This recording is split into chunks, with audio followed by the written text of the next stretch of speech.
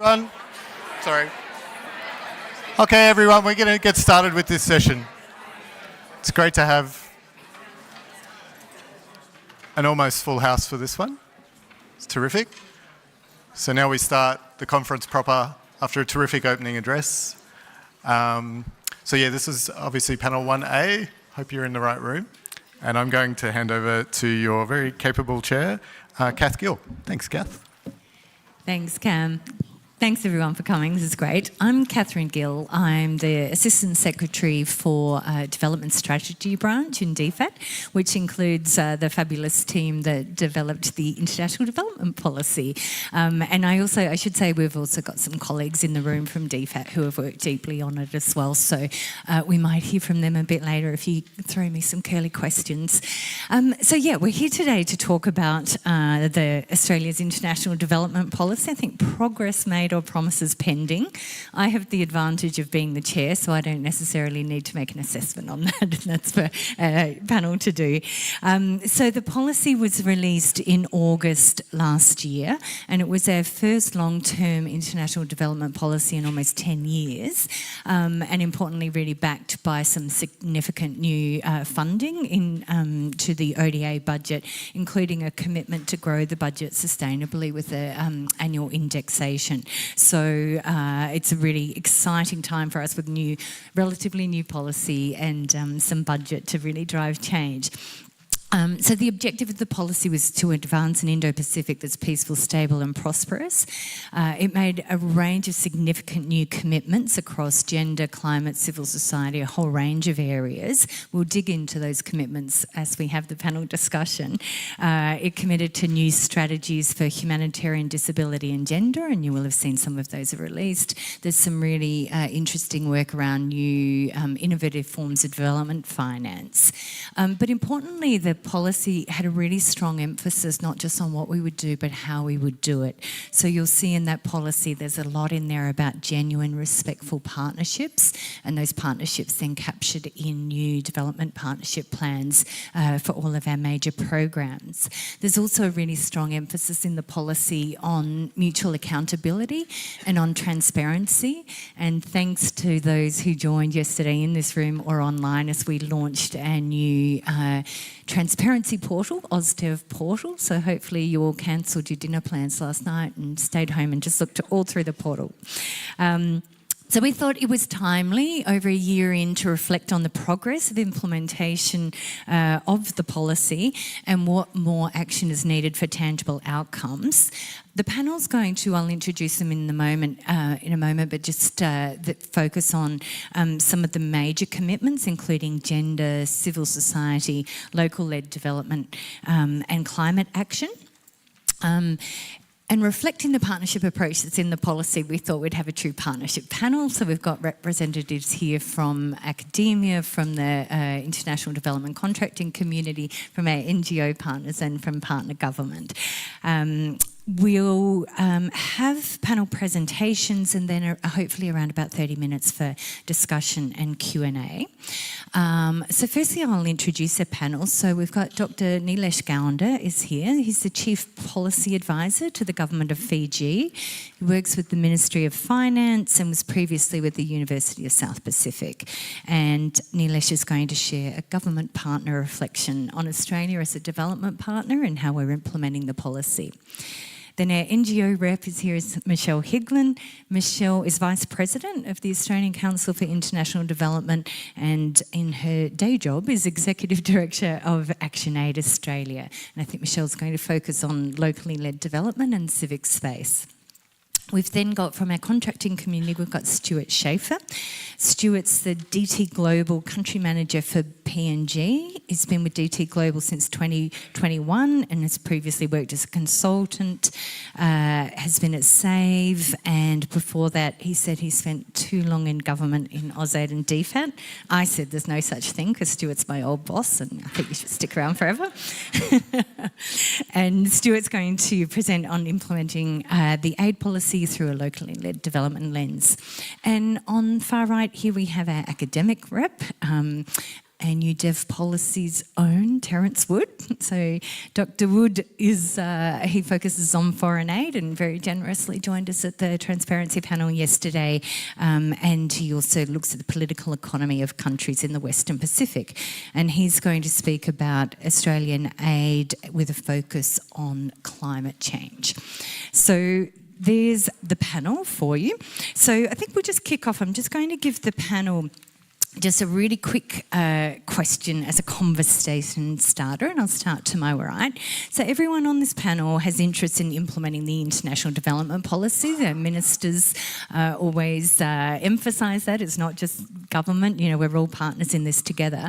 So over a year in, what commitments are you most excited about in the policy, and has it shifted the way your organisation or sector works? Neelesh. Thank you, Chair. I think one of the issues that the policy talks about is reinvigorated country and regional plans, and within that, it talks about development partnership plans, which is to be prepared with partner countries in consultation with broader stakeholders. I think this is really important in terms of making sure that development policy drives some action on the ground, and in terms of implementing policies and achieving development outcomes, whether it's economic related outcomes or social related outcomes, there is a multitude of stakeholders involved. So stakeholder consultation, I think, is really important, not only consultation with the government, but CSOs as well. So I think the plan rightfully talks about development partnership plans for each country that is developed in consultation with the government, but also with other key stakeholders. This approach is also important because it'll take into account what's priority for the country, for the member countries, and what countries are actually trying to achieve.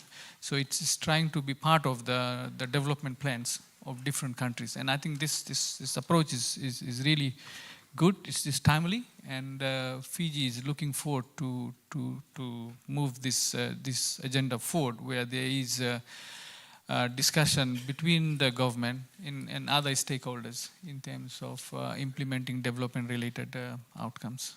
Thank you. Great, thanks very much. Michelle. Well, look, good morning, everyone.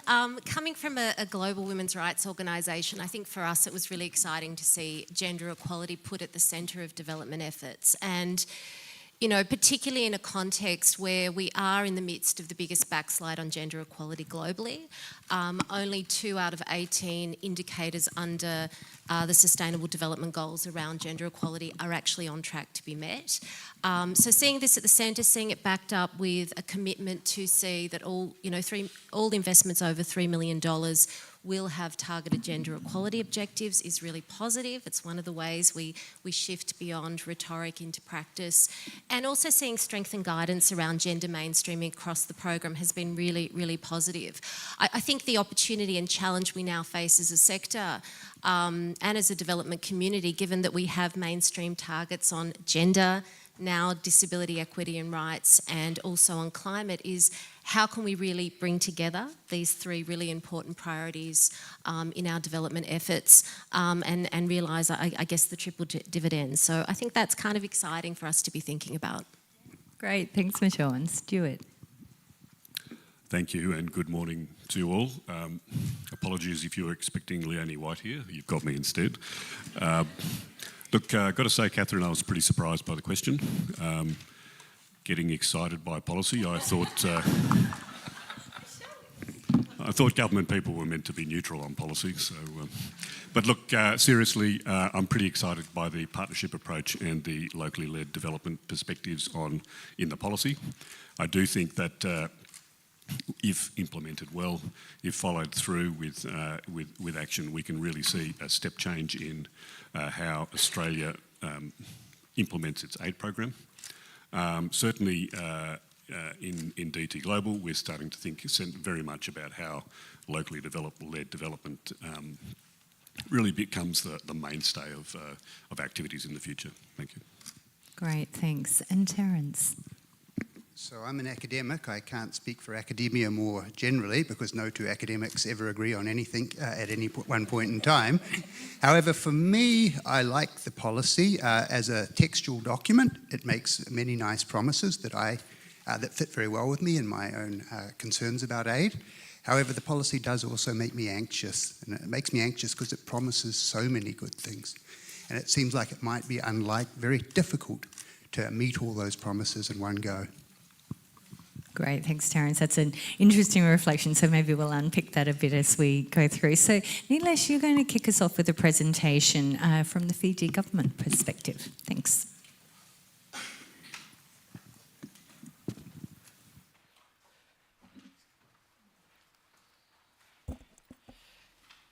Bula vinaka, everyone.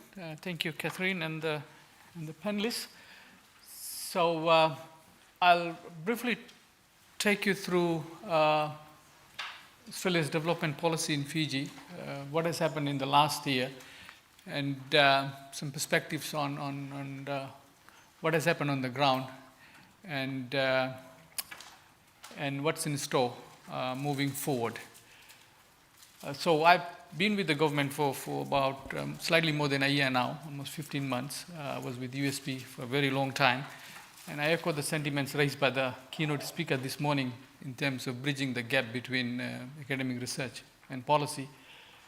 But I agree with him that when I go back, I will also be realigning my course outline to make sure that we teach something that's actually happening on the ground in terms of how policy turns into implementation, but the actual drags of implementing policy into action on the ground.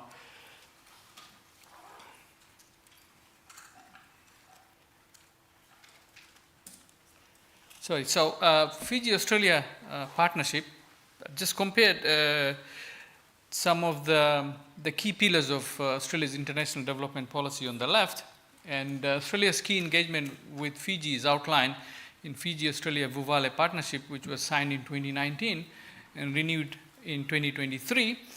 So if you look at the key issues on the right-hand side, I think it gels very well with what is broadly outlined as the key pillars of Australia's international development policy. But some of the key issues that I think are really important is one is to deepen economic relationship, but strengthen people-to-people links will also be important. But the issues on the left gel well with the issues on the right. So I think there has been a good merging from the aid policy into the Vuvale partnership. Now, translating policy into action, I've just talked about that as well. The aid policy also talks about reinvigorated country and regional plans. It talks about development partnership plans prepared with partner countries in consultation with broad-eyed stakeholders. This is really important, I think. This will allow Australia to really understand what the countries are trying to do and to merge with the development priorities that the countries themselves are setting up. This also talks about working with broad-eyed stakeholders. I think this is also important, not just talking to the government, but also talk to other key stakeholders based on different activities.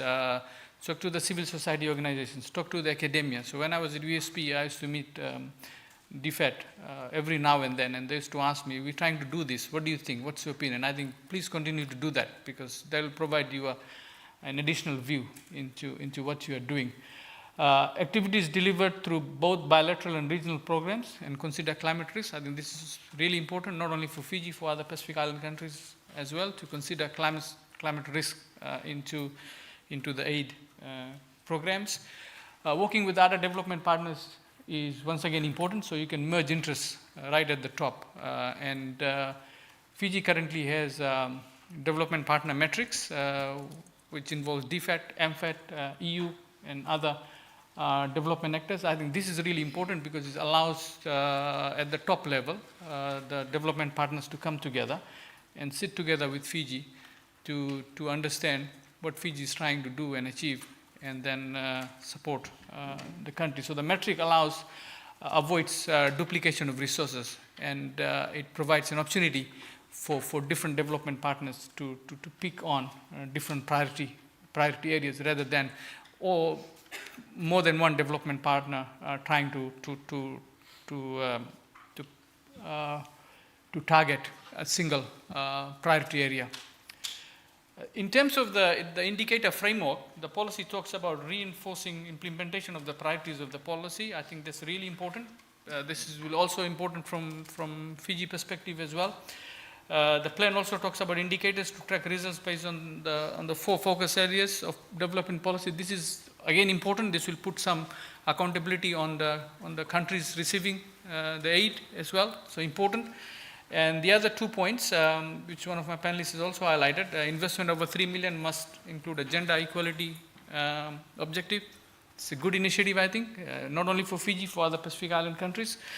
At least half of all bilateral and regional investment that are valued at more than 3 million will have a climate change objective. Once again, good agenda because very useful for Fiji and other Pacific Island countries.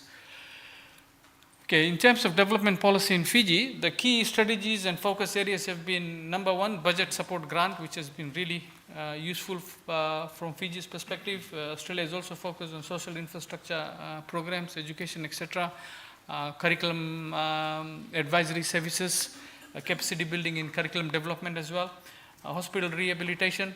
But more than that, there has also been a focus on clinical governance and nursing sciences, which is also really important in terms of looking at the health sector as a whole, and the support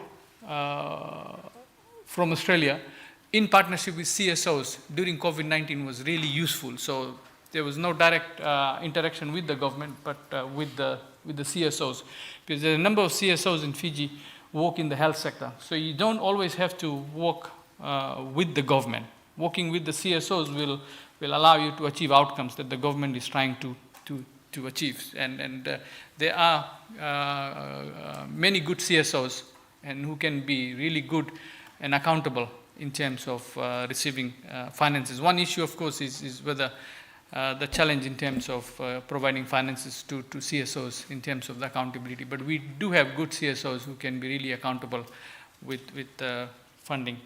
Australia has also helped in cyclone recovery, emergency preparedness and response.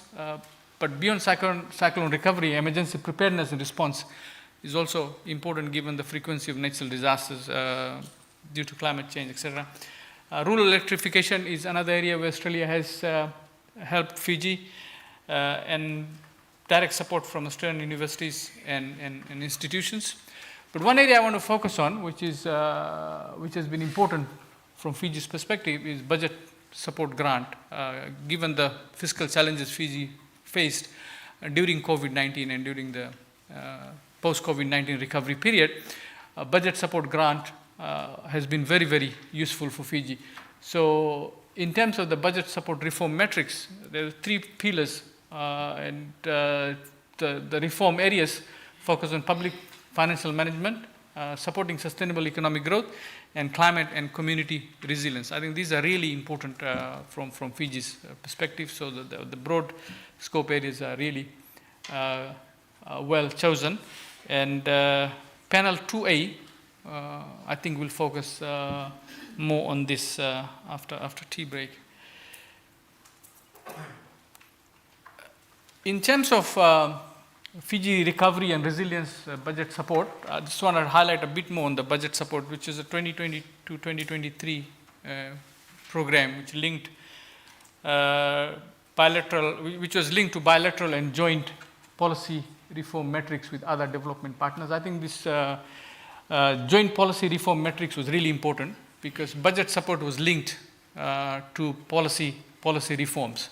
But bringing together all the donors around the table to see which donor agency can provide support where is really important in terms of avoiding duplication and increasing the bureaucracy of managing foreign aid. It reduced fiscal pressures. It also mitigated the effects of the pandemic, but supported economic recovery. There has been an independent report, which is a good report in terms of highlighting what Australia has done well and some opportunities for strengthening the budget support program. The support also subsidized expanding social protection, It also enabled government to take actions on gender equality, which allowed, in terms of expanding gender responsive budgeting to more and more ministries. It also helped to develop a national action plan to prevent violence against all women and girls. So based on the 2020 to 2023 budget support, which was linked to reforms, Fiji government was able to undertake 44 policy reforms, just those 4 years. Between those 4 years, 44 policy reforms in the areas of fiscal policy, gender, climate, social protection, and private sector. And capacity is one of the challenges Fiji government usually faces. So Australia was also able to support Fiji government there. Between 2021 to 2023, Australia funded technical assistance for about 70% of the policy actions, either directly or indirectly. Now, beyond these 44 policy reforms, there are currently 20 policy reforms in progress that are linked to budget support, not only from 2022 to 2023, but 2024 onwards as well. And these policy reforms are in the areas of Pillar 1, which is public financial management, and 6 under Pillar 2, and another 6 under Pillar 3. Now, it might not always be the case that the budget reform is actually the reason, budget support is the reason for the reform, but in many cases it is. In some cases, there may not be a causal effect in terms of the budget support and the reform, but nonetheless it's been tagged, but it can provide some incentive to push forward the agenda, so which is still important. Moving forward, it might be important to do a bit more diligence in terms of checking whether the budget, whether the reforms were already in place and not simply being aligned to budget support, because otherwise we might falsely believe that budget support is the reason for the reform. Many reforms may already be in progress, but it's unseen, and that's usually the case. But most of the reforms, I feel, that have been because of the budget support. They might not have happened because of the budget support, but I don't think all the reforms actually because of the budget support. Now, moving forward, I think Fiji has just launched a new national development plan, which is a 2025-2029 plan, and it prioritizes policies and strategies for the next 5 years. I think this provides a good opportunity for the Australian government to see what's on the agenda in terms of national development plan. It's based on 3 pillars: economic resilience, people empowerment, and good governance.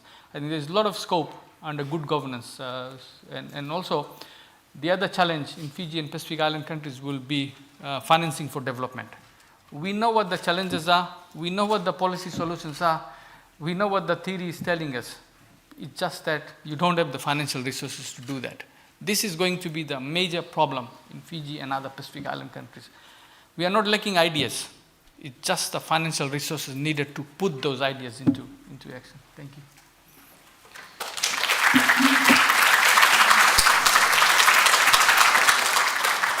Thanks, Neelesh. That's a great perspective, and I think you're particularly diving a bit into budget support is really useful to understand that it's a quite sophisticated form of financing, actually, if done well, and as you say, to drive change, but needing to determine that causal effect.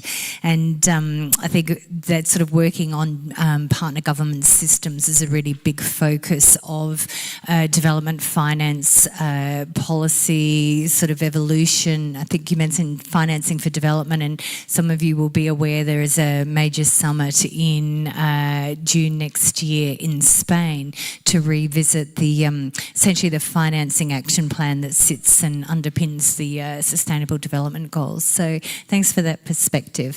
And now I think we're moving to Michelle for a focus on locally led development and civic space.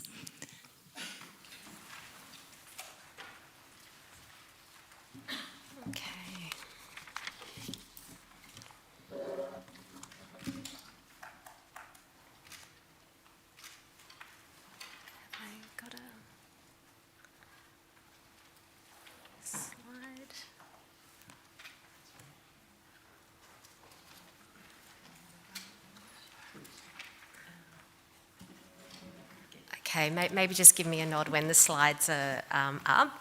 But let me first start by acknowledging the traditional custodians of the land, the Ngunnawal and the Ngambri people. I pay my respects to their elders past, present, and also acknowledge any First Nations people in the room.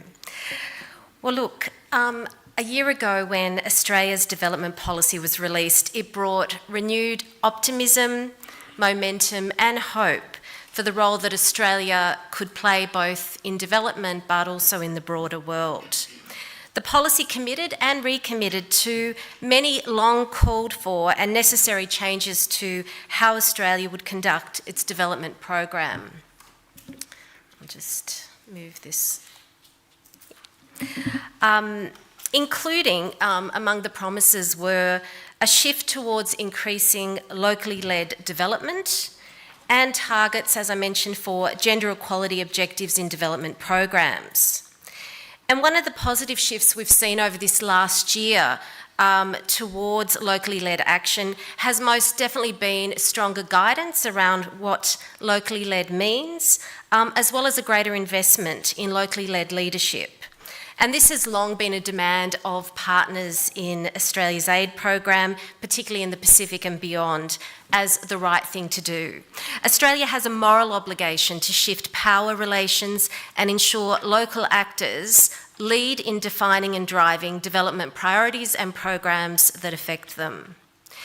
And that efforts to advance development and rights run alongside Pacific culture and Indigenous knowledge. And I note the Foreign Minister acknowledged in her forward to the policy by committing to support local leaders to create local solutions while contributing our own strengths. As all Australian NGOs, including my own ActionAid Australia, know, local leadership and ownership is critical to the success of development programs. Local organisations have superior knowledge of their context, social networks and norms that enable transformative change. Without local leadership of all genders, development initiatives are far less likely to be successful. And I just wanted to share a couple of examples from ActionAid's own practice. ActionAid's partnership with the Shifting the Power Coalition in the Pacific has demonstrated that locally led feminist coalitions can effectively transform male-dominated decision-making spaces such as the humanitarian sector. And it's an inclusive feminist model of partnership and collaboration that very much works across that gender, disability inclusion and climate and humanitarian action nexus, bringing together the Pacific Disability Forum and 12 women-led organisations in the region, and supporting women to get the resources they need to participate, deliberate, design and deliver what works for women and their local communities. And another example, ActionAid Vanuatu, which is also part of the Shifting the Power Coalition, has been leading phenomenal work over these last 8 years to support a strong locally led women's movement that now reaches more than 9,000 women in 5 islands and is supporting women to drive their own rights agenda and build resilience in the context of climate change and disasters. And it is a model of what good locally led development practice can look like. And both of these initiatives are funded through the Australian Aid Program. So the acknowledgement of the importance of locally led development in the new development policy stands in stark contrast to its previous 2014 counterpart, and that alone is laudable. The policy makes several concrete promises about how locally led development will be implemented by the Australian Development Program going forward, including building more genuine and respectful partnerships, listening and responding to the calls from Australia's region, the Pacific, taking a flexible and innovative approach to program planning, implementation, monitoring and evaluation approaches that increase participation from local actors, as well as providing multi-year funding and capacity development to local organisations and combating shrinking civic space through direct support for and engagement with civil society organisations delivered through a new Civil Society Partnership Fund. And I'd like to focus now on the policy's promise to combat shrinking civic space, a promise that's yet to be operationalised and is still pending. and to talk about the role of Australian NGOs and our partnerships that can enhance this objective. I think we all know that an open, plural and diverse civic space is the cornerstone of democratic societies. Civil society organisations, including NGOs, feminist organisations, community, youth and faith-based groups, trade unions and educational institutions are a core part of civic society and protectors of civic space. We drive the values of freedom, transparency, accountability and inclusion, all of which are essential in effective and accountable states. Yet globally we know there has been an accelerated retreat from democratic and human rights-based principles. Freedom House estimates that 80% of the global population now live in a country that is experiencing some restrictions on freedoms, which is the highest proportion since 1997. In our region, the Asia Pacific, we saw the highest decline in democracy indicators in 2023 after Africa, according to International Ideas, the Global State of Democracy 2024 report. And I don't know if you can see the sort of code on this slide, but red represents closed civic space, orange repressive, yellow obstructive, light green narrowed, and green open. I know our country is light green. We've got some work to do. There have been significant declines in democratic and civic rights, as well as access to justice in countries such as India, Indonesia, Pakistan and Sri Lanka, where political elites have moved to restrict opposition parties and limit transparency to entrench their power. This retreat from democracy correlates with escalating intimidation, repression and censorship of civil society organisations by governments within and beyond Australia's region, weakening institutions and fracturing social cohesion. There have also been increasing attacks on women's, disability and LGBTIQ+ rights by authoritarian leaders and anti-rights movements globally. Shrinking civic space impacts the lives of the most marginalised first. It is a development issue. As acknowledged in the International Development Policy, social exclusion, marginalisation and poverty are interconnected. It is no coincidence that countries with a strong civil society and who are more plural and inclusive of minorities tend to have higher levels of GDP per capita. And alongside this shrinking civic space, we're also seeing a widening gap in gender equality. At the current rate of progress, we are 132 years away from closing the global gender gap. Just as authoritarianism is on the rise, anti-rights movements are impacting gender equality gains. And sometimes we see these two things coming together. Obviously, Afghanistan is a case in point where we've seen an absolute erosion of women's rights over the past 3 years. And while we wait for a new gender equality strategy, when it does finally come out, we do hope the sector's advice is taken that Australia should adopt an intersectional, feminist and transformative approach to promoting gender equality through all aspects of Australia's international engagement. And that includes supporting targeted approaches to address persistent gender equality challenges, support for grassroots movements for change, including accessible and targeted funding streams to support the growth of feminist and women's rights movements and coalitions. The policy obviously promised the development of a civil society partnership fund in response to the closing civic space. Australia's investment in civil society through the development program has been in consistent decline. In 2022, less than 1% of Australia's bilateral ODA funding was provided to CSOs, and just 12% was delivered through CSOs. This decline continues despite repeated recommendations of the Joint Standing Committee on Foreign Affairs, Defence and Trade to increase funding to CSOs, including through the committee's recent inquiry into Australia's response to the priorities of Pacific Island countries and the Pacific.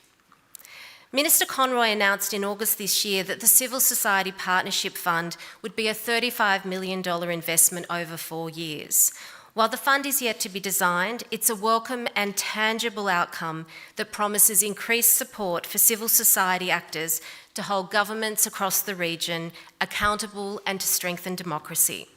This is an area where the Australian government and NGOs' interests align, and we can benefit from closer collaboration. And just to share a couple of slides around, the civil society partnerships that do exist with Australian NGOs. I don't expect you to read this in 30 seconds, but here we can see partnerships across 12 countries in the Pacific, with more than 250 civil society partners. And these partnerships range from 5 to 25 years duration. These are strong, deep, trust-based partnerships that exist in the region. Okay, and if we look at Asia, a similar situation where we see over 530 partnerships with civil society that are held with the Australian NGO sector in 15 countries. And these partnerships range from 8 to 19 years duration. So these are important partnerships that we can build on as we try to address the shrinking civic space. To develop a strong, vibrant civil society in our region, there is a need for increased quality government funding that is flexible and multi-year. Funding that can support organisations to strengthen their governance, develop local leadership and become sustainable. By building their capacity and strengthening governance, CSOs will also develop an increased capability to hold governments to account and to recognise poor governance and budgetary practices. Australian NGOs such as ActionAid have decades of experience partnering with local civil society organisations across Asia and the Pacific. We can support government to ensure funding is efficiently delivered to local partners with a high level of accountability to Australian taxpayers and also support our partners to grow their capabilities. If we are serious about expanding civic space, promoting democratic accountability in Australia's region and globally, NGOs, the Australian government and local CSOs need to work more strategically to address these challenges. 1 year on from the release of the International Development Policy, the commitment to combating shrinking civic space remains a pending promise, and the achievement of gender equality an urgent priority to address the ongoing backslide. It's definitely an area we can be working more strategically together. Thank you.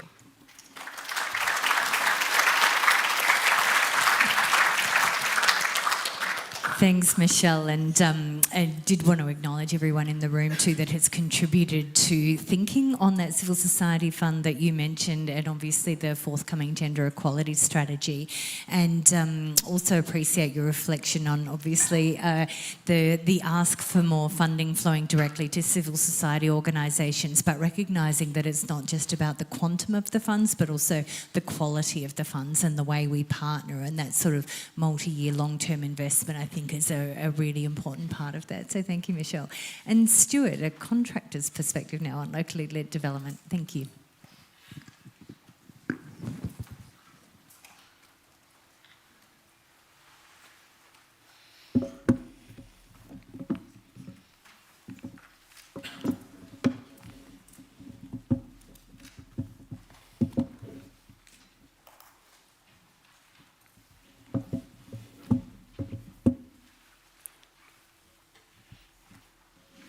Thank you.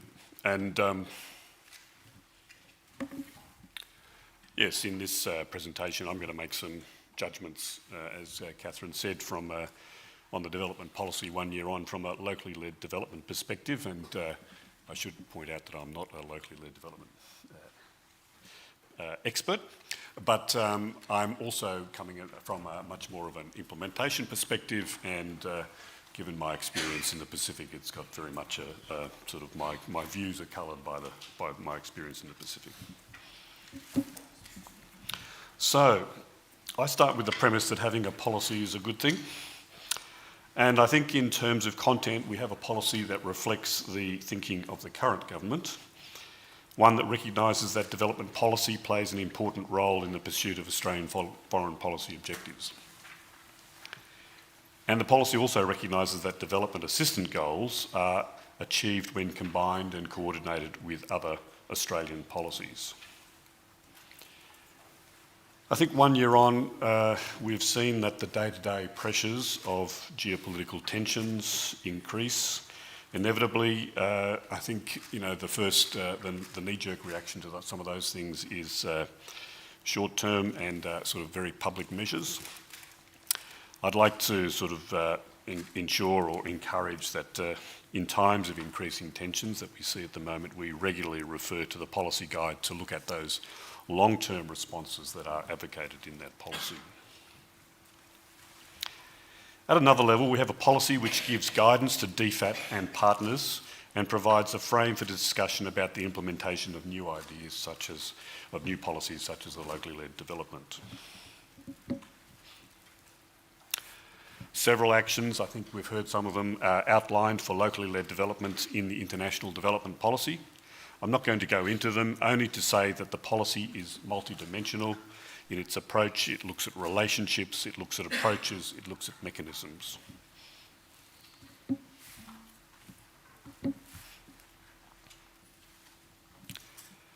And the policy is now supported by a formal DFAT guidance note on locally led development. This document is a practical one. It recognises the evolving thinking in this space and it deals with programming issues and operations. Moreover, it recognises that one size does not fit all, far from it. Rather, that locally led development needs to be thought about in terms of a continuum. It needs to be thought about in terms of the particular location, the sorts of programming that you're doing, and the sorts of objectives that you want. What about from another perspective?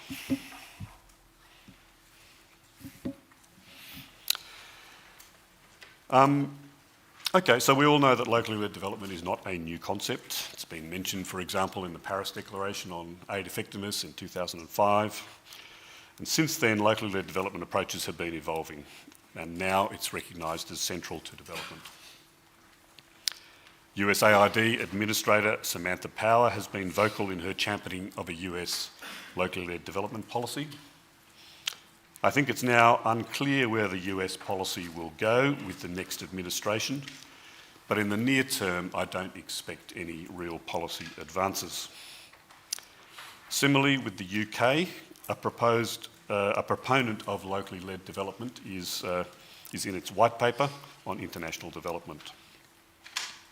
A new government there and issues of colonial legacy, I think, are probably going to impact on further development of that policy from that partner in the short term. As such, the Australian policy guidance note and active consultations in this space within DFAT and more broadly with development partners means Australia is possibly at the forefront of thinking in this particular space at the moment. So that's a good place to be.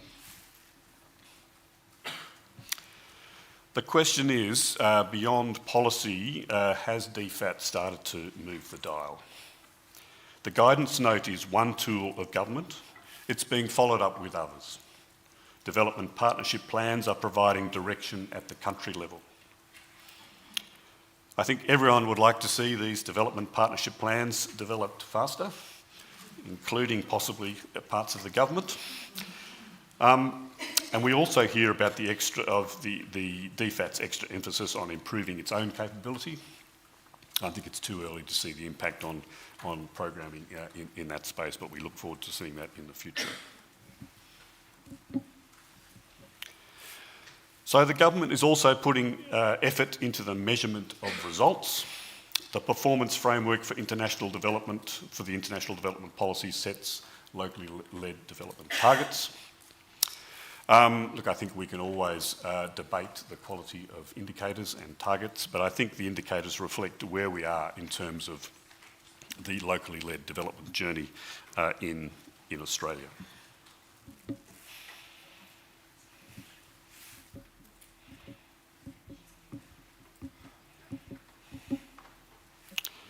Okay, so in this slide, I wanted to give a sense about where we are on the journey. First of all, in terms of measuring outcomes and monitoring evaluation, I think DFAT's expectations are changing, and there's a greater emphasis on outcomes rather than activities. It's a good thing, right? And that's certainly the case for where we're up to with JETSI. We've been working in this space in this space for a long time now. Notwithstanding some of the results that we're getting, we should be able to measure from our activities real outcome change. I think some of the newer policy priorities that we see on the screen, so particularly climate change, locally led development and First Nations, we see different sorts of achievement expected, very much more modest in that sense. So from another perspective, I'd like to just point out that we have done a lot of work over the years in the JETSI space. We've learnt a fair bit about how we want to do business, and there are things to learn there in terms of how we approach locally led development. We've got things like the twin track approach, and also some of the analytical frameworks that have been developed over time, I think are pretty useful in terms of thinking about how we want to progress some of the locally led development activities. Okay, some good data in terms of process, but what are people thinking at this point in time? The IDCC sought to do a temperature check of several issues. Questions were grouped around changes, organisational actions, barriers, and what could support organisations in the delivery of programs. I should say responses were not comprehensive, not entirely data rich, so let me give some high-level perspectives on that. I think changes have been observed by members in the last year, and there's sort of mostly positive, right? You can see some of the things up on the screen there now. Overall, the strengthened policy context means the increased focus, communication, and the ability to use policy priorities as a point of advocacy for systemic change, with the key highlight being the development of locally led development strategies and targets at the investment level. But as you can see in the last point, there's more to do. We need to bring everyone along. We need to get beyond just the idea of some parts, I think, of government, and probably within our own sector, of just ticking the box. As is usual with these sorts of surveys, we've generally get a better result of barriers than sort of progress. So there's a list of some of the barriers that people were thinking about up on the screen there at the moment. But also, nature of the survey means that actually sort of what that means in practice is fairly light on. I do think, though, that what we'd have on the screen there is an ability to look at some of the particular issues, think about how we need to evolve our approaches, also target training, and also upskilling of people in the sector. Some of them are going to be pretty easy fixes. Others are process issues. We've heard about the multi-year budgets earlier today. Harder to achieve in the current sort of arrangements that we have with government, but certainly things, and not unachievable, but certainly harder. Also, shifting self-interested power dynamics will require sustained effort and the need to act nimbly when opportunities for change arise. Okay, so this is not all down to DFAT, right? DFAT has shown itself open to engagement on this issue. Our engagement as partners needs to be thoughtful and data-driven. In this respect, DT Global has developed its own locally led development framework to guide its operations. It was launched in September this year and is available for those interested on the internet. You can see the 4 focus areas on the right-hand side of the screen now. What I would like to just highlight is one way in which DT Global delivers on its development leadership incubation priority, and that's through initiatives such as the Emerging Leaders in International Development program, the ELEAD program. This is a 12-month, mostly online learning journey focused on strengthening leadership for local program leaders across DT Global programs. I suppose my point here is that it doesn't all have to come from our clients, our donor partners. It also needs to come from within. And I should say the current cohort of e-leads are at this conference.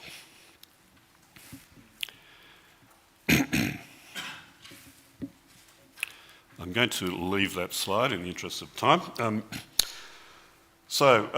Look, 1 year in, 1 year on, I think we're in a good place. Perhaps it's not hard to be in a good place at this point in time. We've put a fair bit of effort's been put into processes and delivering some policy tools. But now we're in a good place to refine program strategies and deliver through programs actual results. I can speak a little bit about the ESIP strategy, having been associated with that program in the past. As you can see, there was a strategy for locally led development developed for that program last year, so well before the policy and also before the guidance note. It's a sound document, but with the publication of the policy and learnings from the programs to date, these sort of things are up for review.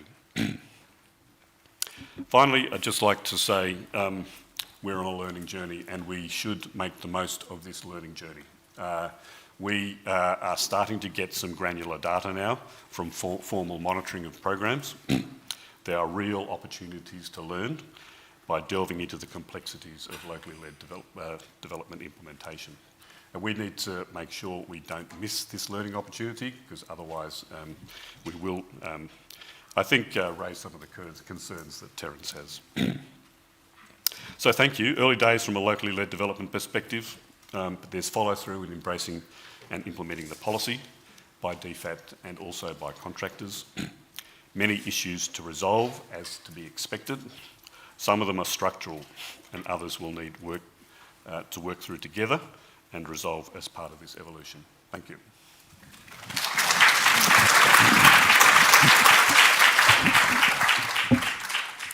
Thanks, Stuart, for your insights there, and I really like that sort of emphasis on evidence. And as you say, we're just a year in, so when we come back in a few years' time, we might have a bit more of a database.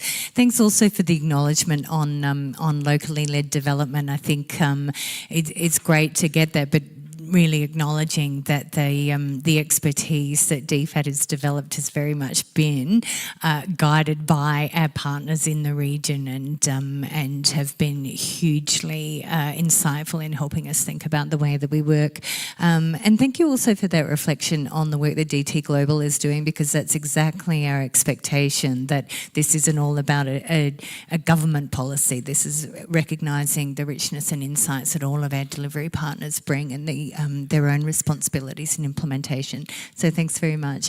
And finally, Terence, going to give us, get a bit real now and focus on one commitment in particular around climate action and how we measure that. Thank you. Thank you. So, as you've just heard, I'm going to speak to you about Australian climate aid. And I'm going to start my presentation by reminding us of a couple of important promises. The first of these promises is a promise that the world's more affluent countries have made in a number of climate change-related fora over the last 2 decades. And this is a promise to give developing countries new and additional funding to help them either mitigate, that is, reduce their own greenhouse gas emissions, or to adapt to the effects of climate change. The second promise comes from the 2023 Australian Development Policy. And this is a promise that Australia will increasingly focus its aid on helping countries mitigate or adapt to the effects of climate change. And if you look at it, it seems like a pretty good promise. And I'll just emphasise one point right now. The first of those promises was about climate finance. I'm going to be speaking to you about climate aid. Climate aid is only one possible source of climate finance, but it is a major source of climate finance. Indeed, in the Australian case, 90% of Australia's climate finance comes in the form of climate aid.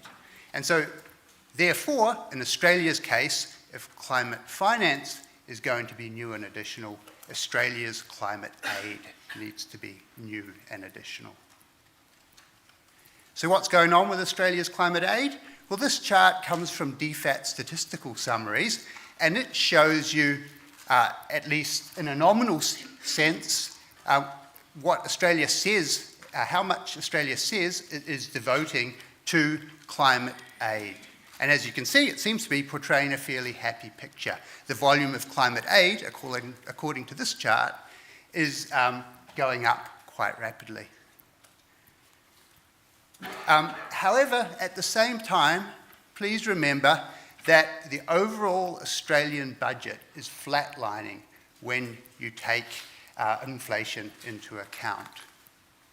Those two charts don't really seem to fit together that well, and certainly don't seem to fit together that well with the words new and additional. So what's going on here? Well, if you want to know more about climate aid, what you really need to do is dig down into project level data.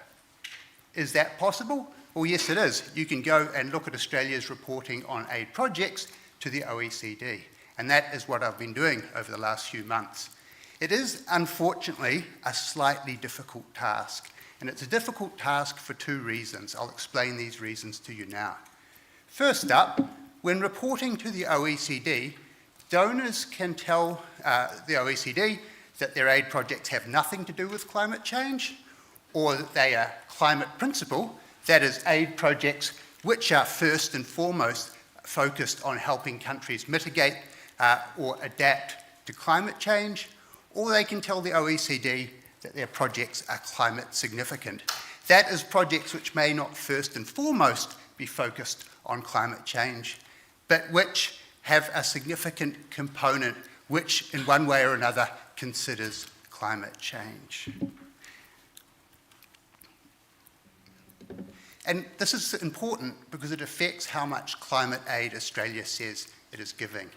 So Australia currently counts 100% of the value of all of its climate principal projects as climate aid.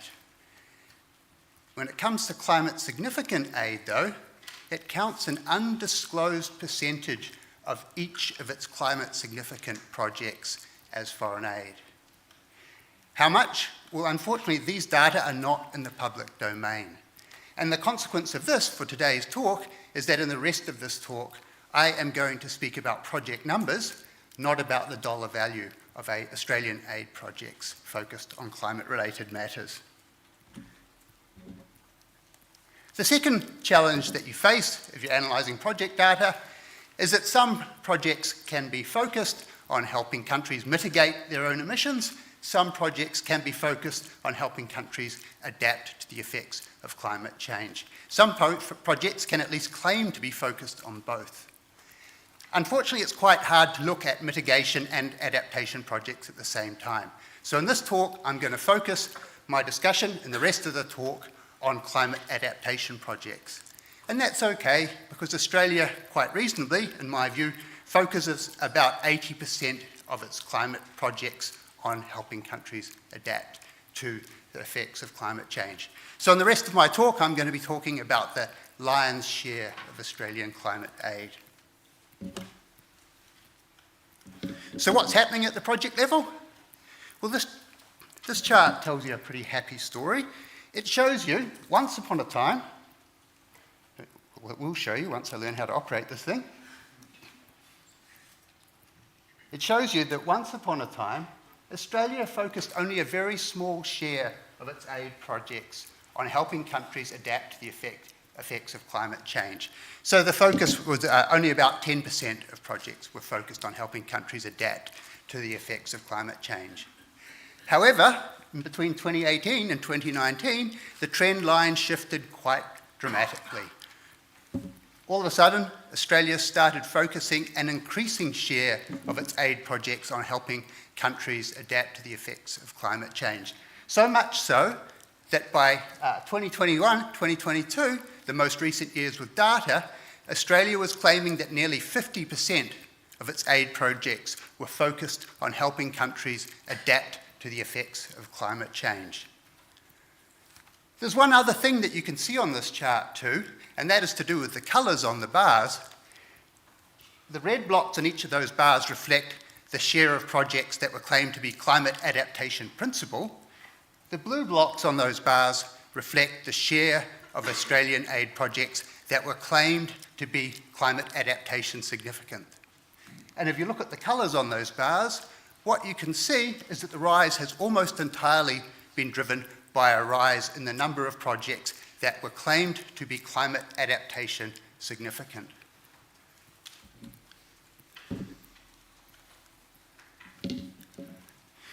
So that chart, once again, looks kind of positive, right? The trend's in the right direction. However, once again, you also need to remember that that has all happened in the context of a flatlining overall Australian aid budget. And because Australian aid has been flatlining in total, that means that if you want to increase the share of your aid projects that are focused on climate change, you have to do one of two things. Either you have to replace existing projects that were not focused on climate change, with new projects that are focused on climate change.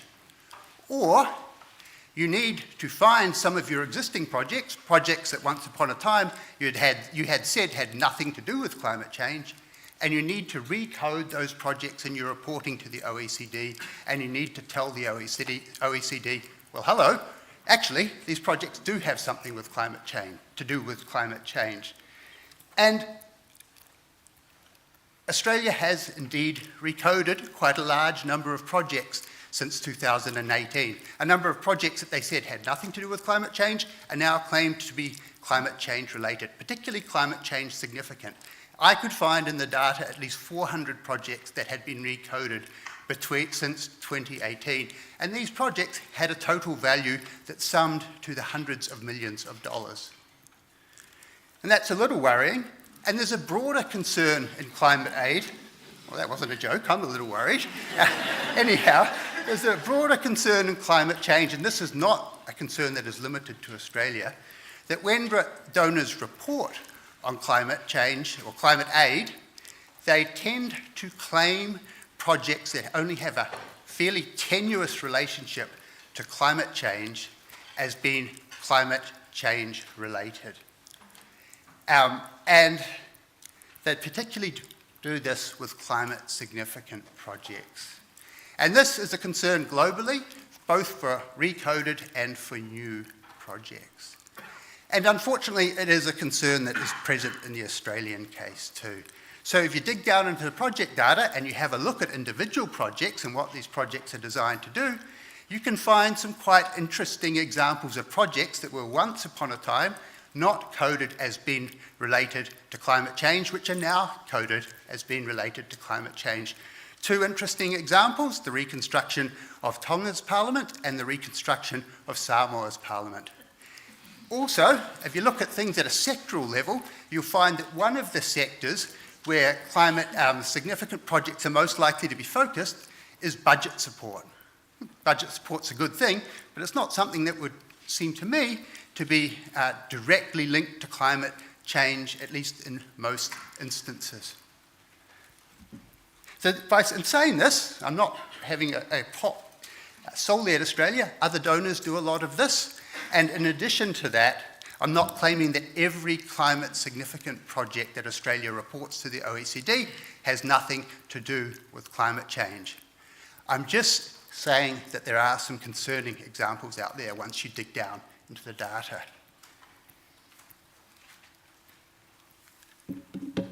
So what I've just outlined is concerning, but perhaps as a justification.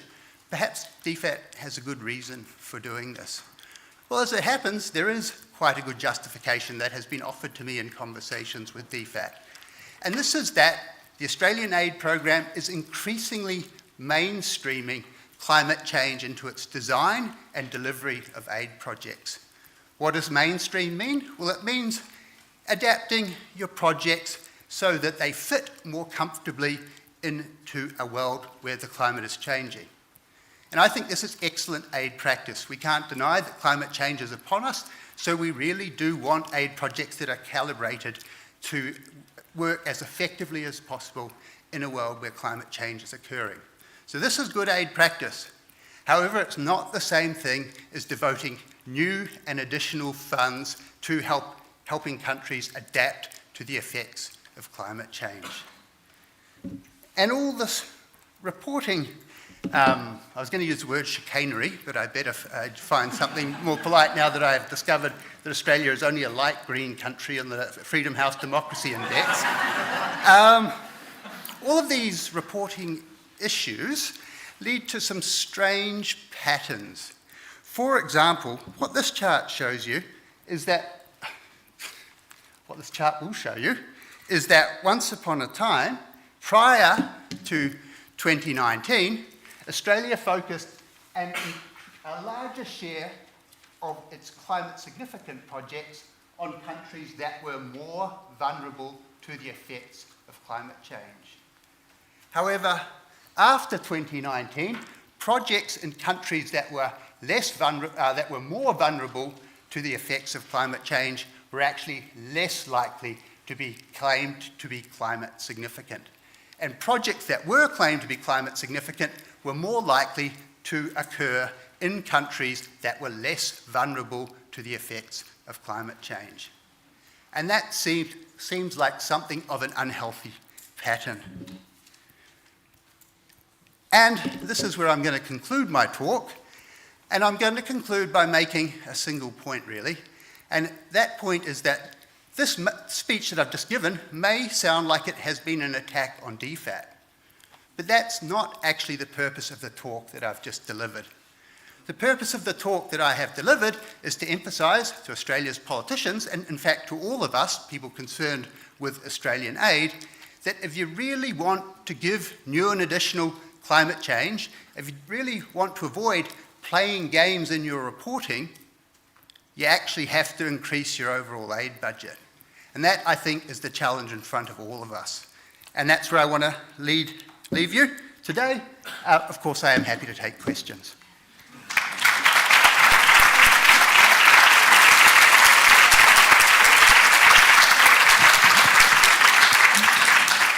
Thanks, Terence. Super interesting analysis there. I think, just responding on that issue of the climate accounting, I think there is a lot of discussion, globally about what is the methodology that would best reflect the funding. There's certainly deliberations within DFAT about, sort of whether we would use a sort of fixed coefficient method.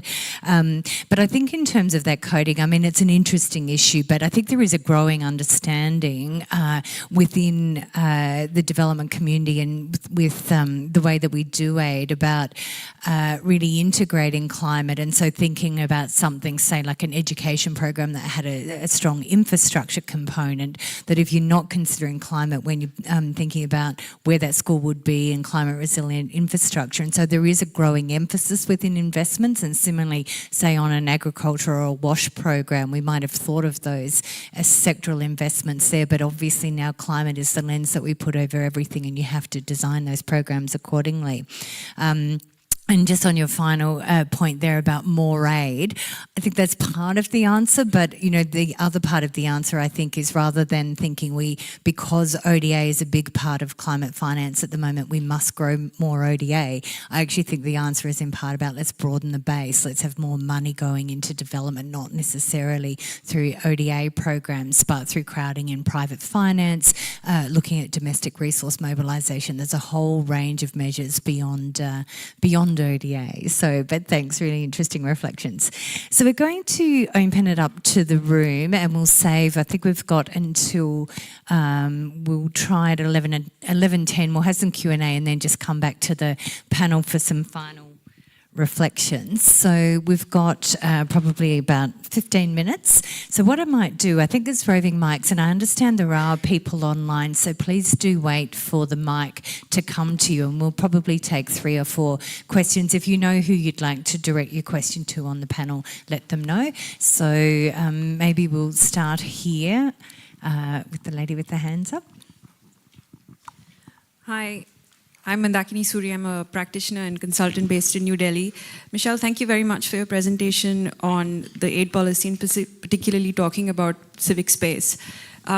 given that there's the CSPF, the fund, and it's 35 million over 4 years, given the scale of the issue in the Indo-Pacific and in Asia, where do you think the fund can really be catalytic in terms of supporting civic space, given that we don't really know what the design will look like? Thank you. Thank you. And a hand here, and then I'll go to Bridie, and I saw one up over here. I think they're at the back. So. Hi, good morning, everyone. Suvanra from Cambodia. Michelle, thank you so much for your presentation. I think in your presentation, Cambodia has 102 partnerships, probably the most among those countries, but I think civil society space has been shrinking rather than expanding. So I'm in the past 5 or 10 years. So there seems to be a paradox there, right? So my question, why is that?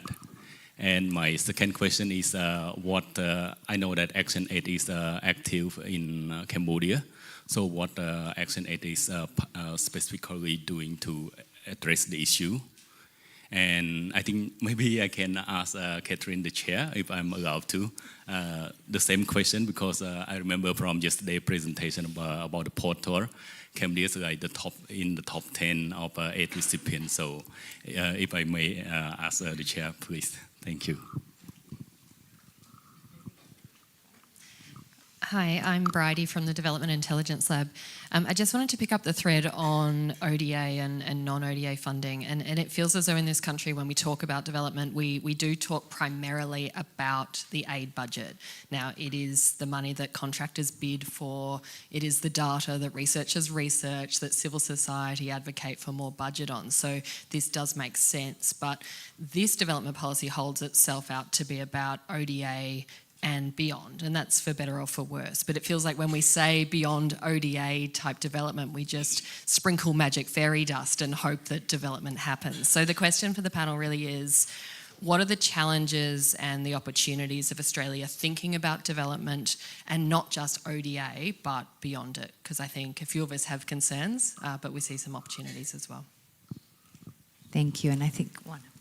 Hi, my name is Vince Chadwick. I'm a journalist with DevEx. My question was to Terence about your very interesting presentation about the 400 projects you identified that got recoded.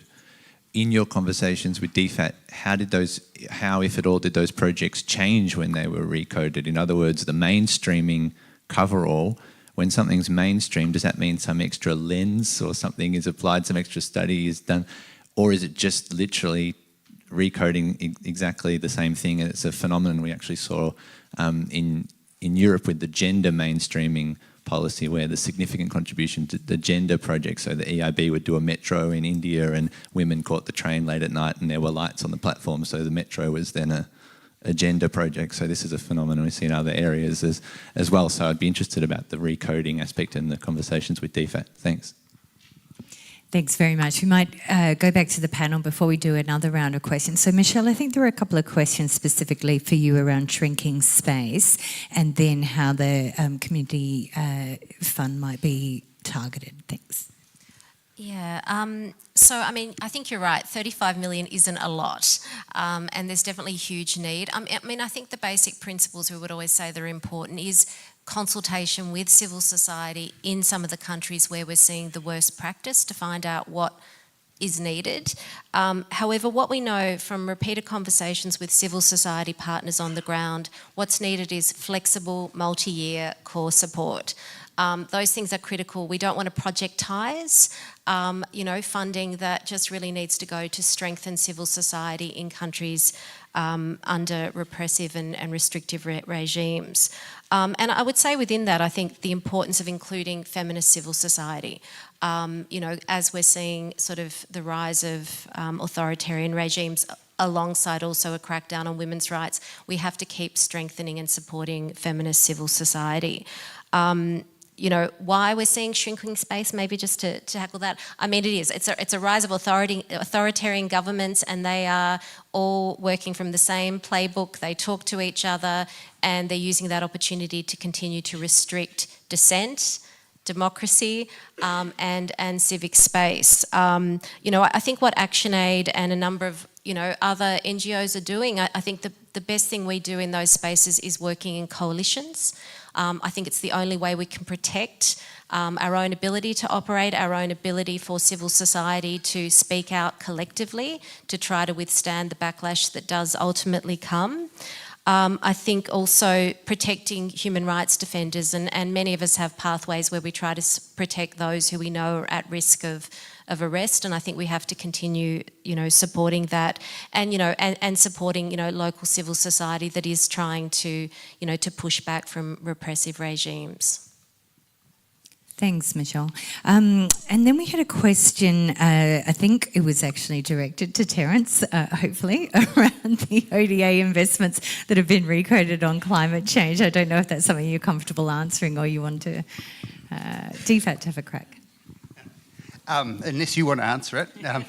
So, as best I can tell, and please bear in mind that the world of aid is, it's less opaque now thanks to the transparency portal that DFAT launched yesterday, but it is still quite a hard place to gain in-depth knowledge if you're an outsider like me. So my answer is not as well informed as I'd like it to be.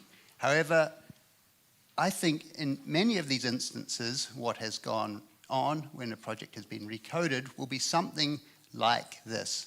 Tonga's previous parliament was destroyed in a cyclone. The funding for the new parliament has obviously taken into account that Tonga is at risk of cyclones, and so the parliament is built stronger so that it is less likely to be damaged in future cyclones. And that would seem to be a form of climate mainstreaming, and also very sensibly thinking about aid in the Tongan environment. However, I'm not sure that that is really akin to giving new and additional aid to help the country of Tonga tackle the challenges of climate change. So it is a good form of mainstreaming, but I don't think it meets the spirit of the promises that have been made to developing countries when it comes to climate finance. Thanks, Terence. And we had a question there on sort of beyond ODA. What are some of the challenges and opportunities around that? And I think, Neelesh, as the representative of the Fiji government, obviously one of the things you want to do is crowd in development investment finance from private sector. So you might have some reflections about enabling environments and incentives? Yeah, just before that, I think ring financing what is actually climate aid is extremely difficult. I'm not sure whether we'll get there. Initially, we had the same problem with defining what's foreign aid, for instance. We bundled grants together with concessional loans as foreign aid. Then we realized that it's not a good idea to bundle the two. And we now look at foreign aid mainly as grants only. Because really speaking, from Pacific Island countries' perspective, everything under the sun is climate change now. So anything you could say the whole budget is for climate change. Because anything, so I think it'll be very, very difficult to do that, but we'll have to find some way to find out some methodology and perhaps some definitions that will really be important to pick on some way to I think the significant part can still be useful. I saw in your presentation, I think that can play some role. Otherwise, it'll be the same problem as green financing, for instance. Countries borrowed on the premise of green financing, but used it for something else. They said, well, look, this is green financing. So I think we'll be there for a while. In terms of financing, I think innovative sources are definitely needed.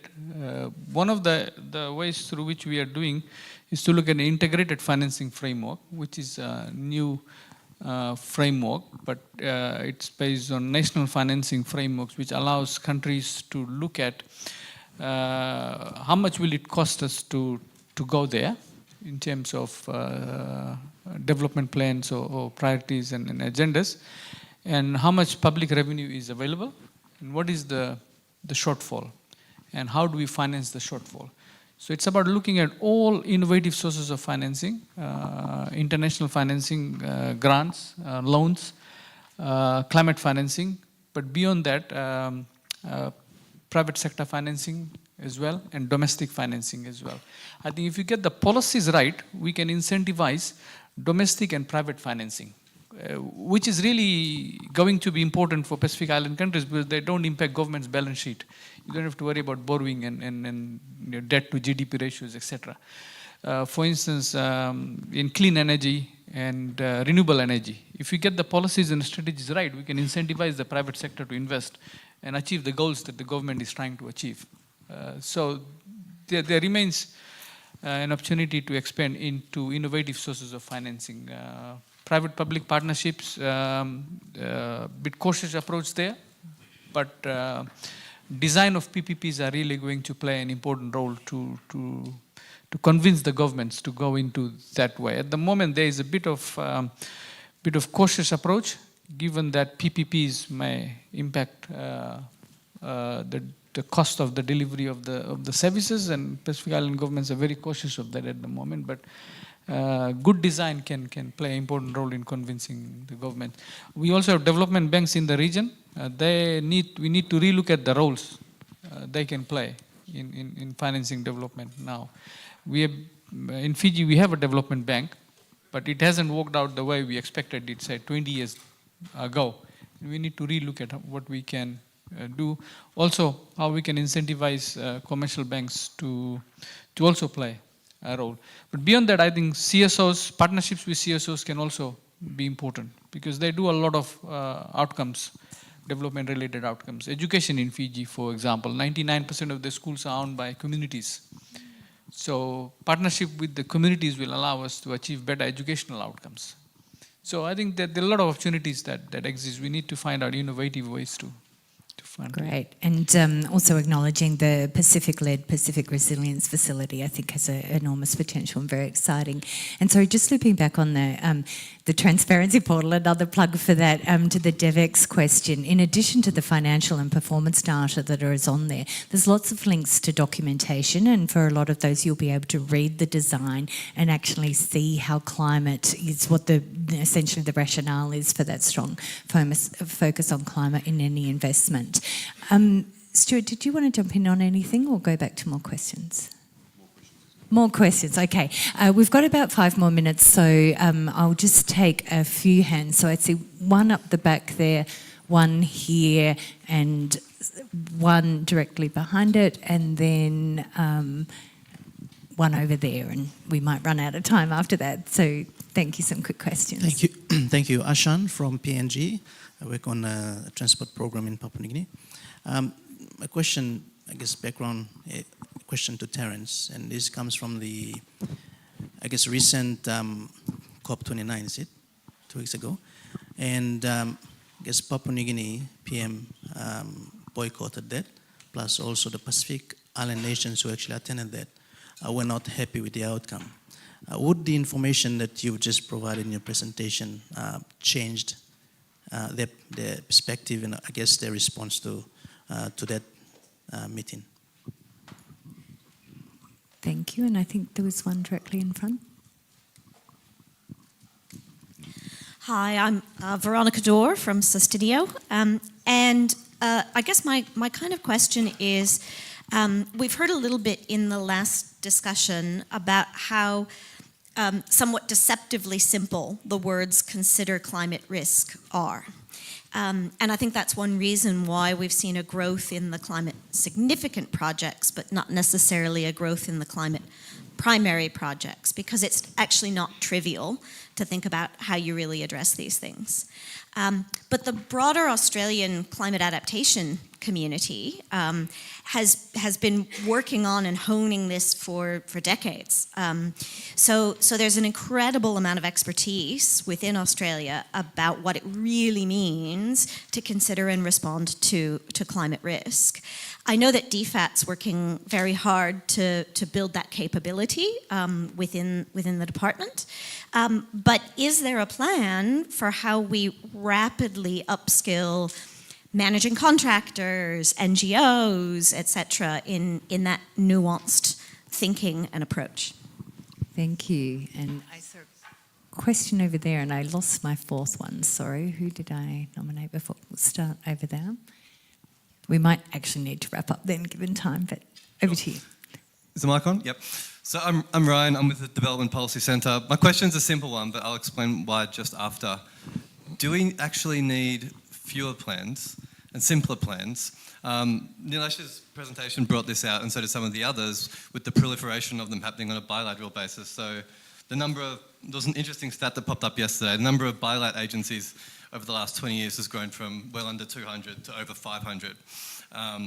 And almost 80% of aid recipients are dealing with 60 donors.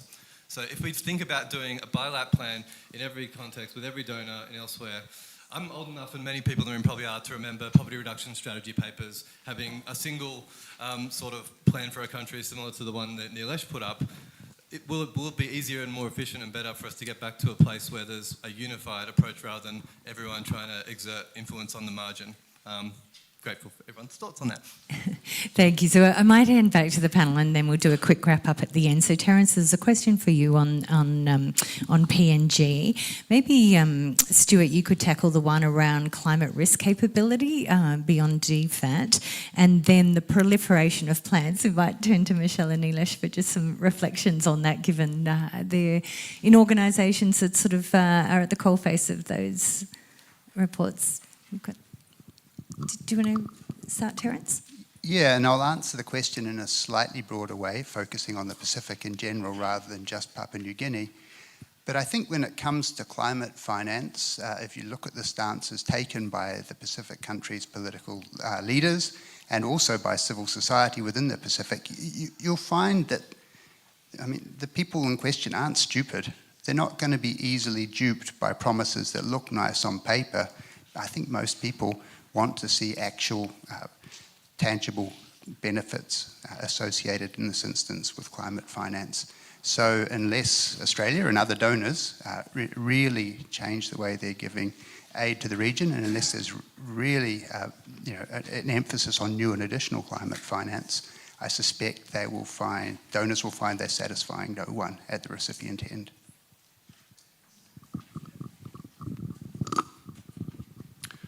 Thank you. And just in reference to your question on climate financing, climate risk, and the educating of contractors and the like. Certainly, the IDCC it doesn't necessarily have a strict plan per se, but certainly it's increasingly interested in this issue. Its members are increasingly interested. And there are plans to have some community of practice and networking ideas to try and lift the level of engagement and understanding of these issues across the IDCC members. But also, I think there's you need to think about the way in which managing contractors work. Obviously, they employ technical specialists to implement particular projects. There's great learning opportunities by engaging those technical experts, and it's beholden on each of the contractors to do that. So I don't think there's any particular plan as such, but I think there's, it's in a way it's self-interested for us to do that. We're interested in actually being a better provider for DFAT in the future, and I can see that happening over time.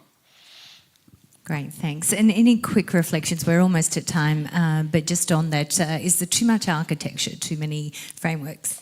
Yeah, I mean, I did want to say just a couple of lines on climate risk. I mean, all accredited NGOs with DFAT, there's 45 of us, we're all assessed for our ability to look at and measure climate and environmental risk in our development projects. So there's already practice there, I think, that we can draw on.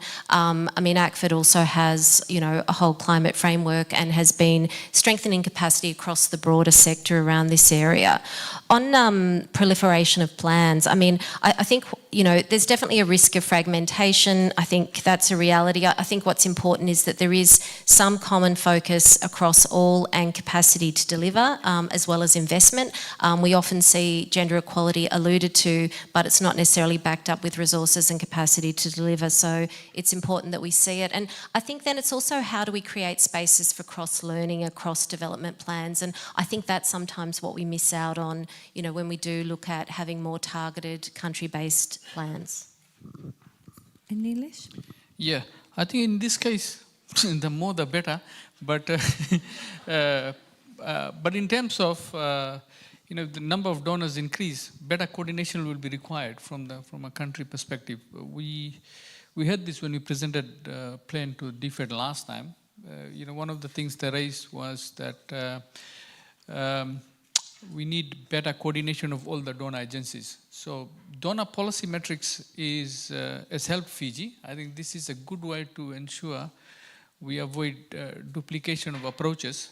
But beyond that, what we also need is an implementation metrics, because reforms happen in sequences. The government may agree to review an act, and it goes to the legal people for review. You can tick the box and go back to sleep. It may never happen, and then it's to go to Parliament and so on. So the whole series of sequences. So apart from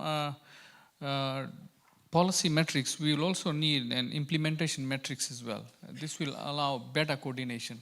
So a policy metrics and an implementation metrics, but a special coordinating agency within every government will definitely be very, very useful. I mean, this is something which Fiji is trying to do now, is to develop a strong coordinating agency that coordinates all the donor agencies, both in terms of approaches, but also implementation as well. Great, thanks. So we're almost at time. I just wanted to get a quick 10-second reflection from each of the panel members. We talked about, well, we're only really a year in. So if we reform this panel in 10 years' time, what would you hope to each see as a significant achievement of the new international development policy? Yeah, I think donor partnerships will be important going forward, something that has already started, and engagement with the stakeholders. I think that is going to strengthen. These are the two things I look forward to, and hopefully 10 years later, that's something we can talk about, because the stakeholders can provide very good inputs and feedback into the priority areas and some of the challenges and opportunities. I'd love to see us shift the dial on gender equality. We're in the region that has some of the worst rates of violence against women, some of the lowest rates of women's political participation in the world, and Australia is the largest donor to the region. So I think that's where we need to focus, and it's going to require, accountability, investment, and learning across countries. Thanks, Sushil. Stuart? Yeah, thank you. And the gender data always reiterates how difficult some of these issues are and how we really need to sort of try harder in this space. But I think for me, if we were back in 10 years and we're talking about locally led development, I want to see obviously more data there, but I also want to see that the impact that's had on the partnerships that Australia has and how it works in the Pacific. Great, thanks. And Terence? I'd like to hear from fewer people like me, but hear many more voices from the Pacific saying, yes, this climate finance is genuinely new and additional, and yes, it's also working. And then also, thank you very much for reducing your greenhouse gas emissions, Australia and New Zealand. And on that very positive note, thank you.